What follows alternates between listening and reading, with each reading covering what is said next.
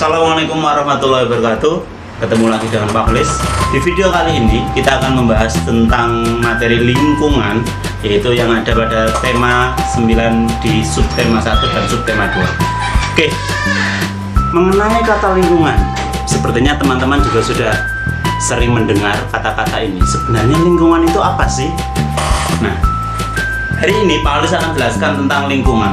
Lingkungan adalah segala sesuatu yang ada di sekitar manusia yang secara langsung ataupun tidak langsung ini akan mempengaruhi, yaitu mempengaruhi kehidupan manusia ataupun binatang ataupun tumbuhan ataupun yang lainnya.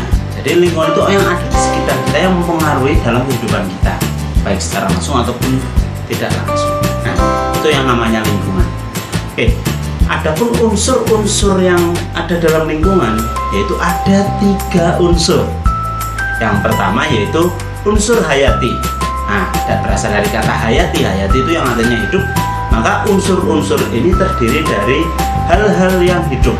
Contohnya, dalam lingkungan itu pasti ada manusia, ada binatang, ada tumbuhan. Ada juga jasa ternik. Jasa ternik itu contohnya ada bakteri, ada kuman ataupun yang lain. Nah, keempat ini yang disebut unsur hayati. Yang unsur yang kedua yaitu ada unsur fisik. Nah, kalau tadi unsur hayati itu adalah unsur-unsur yang terdapat benda-benda yang hidup, sedangkan unsur fisik adalah unsur-unsur yaitu yang terdiri dari benda-benda mati. Contohnya ada batu, ada tanah, air, ada angin, udara ataupun yang lain sebagainya. Itu unsur fisik. Nah, yang terakhir adalah unsur sosial. Unsur sosial ini adalah unsur lingkungan yang diciptakan oleh manusia yang di dalamnya terdiri ada norma. Norma itu peraturan lingkungan atau budaya, ada keyakinan ataupun yang lainnya. Itulah unsur-unsur dari lingkungan itu sendiri. Maka bisa disebut lingkungan ketika memenuhi syarat-syarat dari unsur-unsur tersebut. Itu sudah paham? Nah, lingkungan itu dibagi menjadi 2, yaitu lingkungan sehat dan lingkungan tidak sehat. Lingkungan sehat dan lingkungan tidak sehat itu seperti apa? Maka penjelasannya adalah, yuk kita lihat video yang berikut ini. Halo teman-teman semuanya, apa kabarnya hari ini? Pada kesempatan kali ini kita akan mempelajari tentang lingkungan sehat dan tidak sehat. Lingkungan sehat adalah lingkungan yang bersih. Lingkungan sehat memiliki ciri udara yang bersih dan segar, tanah yang subur, sumber air yang bersih, sampah tidak berserakan, dan banyak tumbuh-tumbuhan hijau. Lingkungan tidak sehat adalah lingkungan yang tercemar, kotor, dan penuh sampah. Tahukah kamu, lingkungan tidak bersih disebabkan oleh pencemaran? Apa sih pencemaran itu? Pencemaran adalah pengotoran lingkungan yang disebabkan oleh adanya sisa produksi atau kegiatan manusia yang dibagi menjadi 4 macam. Yang pertama, pencemaran udara. Suatu keadaan di mana terdapat substansi fisik, biologi, atau kimia di lapisan udara bumi yang jumlahnya membahayakan bagi kesehatan tubuh manusia dan makhluk hidup lainnya. Pencemaran udara disebabkan oleh pengepulan asap kendaraan, pembakaran hutan, dan asap pabrik. Nah, dampak dari pencemaran udara ini dapat merusak paru-paru, merusak jantung, melemahkan tulang, dan mempercepat penuaan. Aduh, sangat membahayakan sekali ya. Yang kedua, pencemaran tanah. Keadaan di mana bahan kimia buatan manusia masuk dan mengubah lingkungan tanah alami. Pencemaran tanah disebabkan oleh pembuangan limbah padat, penggunaan pestisida berlebihan, dan pembuangan limbah cair. Nah, ini adalah contoh pencemaran tanah yang sangat buruk.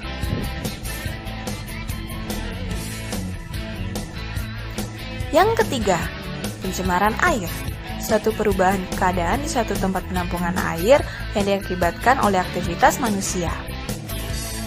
Pencemaran air disebabkan oleh pembuangan limbah pabrik, membuang sampah ke sungai, dan illegal logging, teman-teman.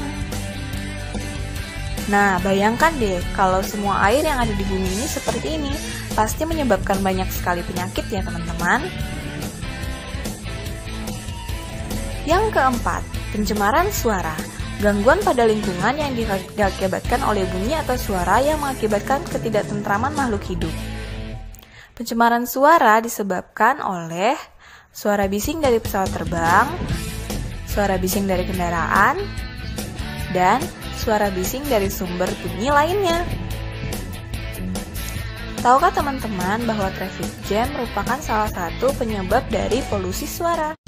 Dan selanjutnya teman-teman adalah pengaruh pencemaran lingkungan. Segala bentuk pencemaran ini dapat mengganggu kesehatan makhluk hidup maupun lingkungan. Beberapa cara yang dapat dilakukan untuk mengatasi pencemaran lingkungan. Yang pertama, membuang sampah pada tempatnya. Tahukah teman-teman bahwa sampah dibagi menjadi dua jenis, yaitu sampah organik dan sampah anorganik? Sampah organik adalah sampah yang dapat diuraikan. Sedangkan sampah anorganik adalah sampah yang tidak dapat diuraikan.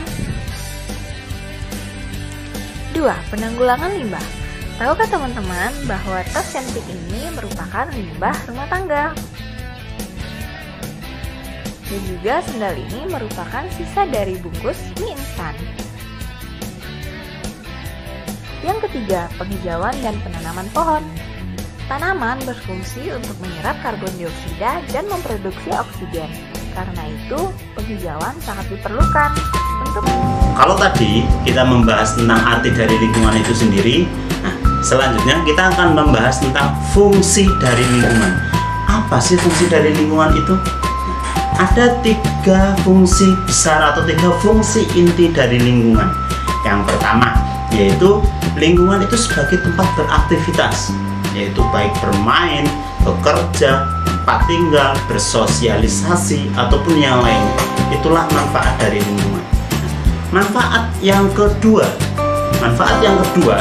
yaitu dari lingkungan menyediakan segala sesuatu yang dibutuhkan oleh manusia. Contoh, ada oksigen untuk bernafas, itu adanya air untuk minum, adanya tanah untuk bercocok tanam ataupun yang lainnya. Jadi lingkungan sudah menyediakan unsur-unsur yang sangat dibutuhkan oleh manusia, binatang, ataupun tumbuhan. Sedangkan untuk manfaat yang ketiga, yaitu lingkungan sebagai penyedia sumber daya alam. Di situ ada batu bara, ada minyak bumi, ada matahari, ada pun air ataupun yang lainnya. Nah, yang selalu dimanfaat oleh manusia. Maka ketiga fungsi inilah yang menjadikan lingkungan itu sangat penting bagi manusia. Selanjutnya, kalau tadi kita membahas tentang fungsi lingkungan, tentang pengertian lingkungan, lantas apa sih hak dan kewajiban kita terhadap lingkungan? Nah, ini harus diingat-ingat. Sebelum kita meminta hak, maka kita harus mengingat kembali kewajiban kita terhadap lingkungan. Tentunya manusia itu akan punya 2 hal tersebut, yaitu kewajiban dan hak. Maka yang harus kita perhatikan adalah di kewajibannya terlebih dahulu. Ayo coba kira-kira kewajiban kita terhadap lingkungan itu apa? Ya, saya ditebak. Yang pertama, kita punya kewajiban menjaga kebersihan lingkungan. Kenapa kok kebersihan lingkungan menjadi kewajiban kita? Ya, karena tanpa kita menjaga kebersihan lingkungan, lingkungan tersebut tidak akan layak untuk kita huni. Lingkungan itu akan menjadi kotor, bau, sarang penyakit, ataupun yang lain sebagainya. Maka kebersihan lingkungan itu menjadi kunci utama agar lingkungan itu nyaman dihuni, nyaman ditempati. Kewajiban kita yang kedua, melakukan reboisasi. Apa itu reboisasi? Reboisasi adalah menanam pohon kembali. Apabila kita sudah menebangi, maka kita harus tanam kembali. Jangan kemudian kita cuma ambil pohonnya saja, ditebangi secara liar, habis itu hutan gundul dibiarkan saja, maka akibatnya fatal, yaitu akan terjadi bencana seperti banjir, tanah longsor, kekeringan, ataupun yang lain. Nah, kewajiban kita adalah menanami kembali pohon-pohon tersebut. Apalagi di masa-masa sekarang ini sepertinya kita miris. Ya, melihat kondisi sawah sudah menjadi perumahan, ladang hutan sudah habis.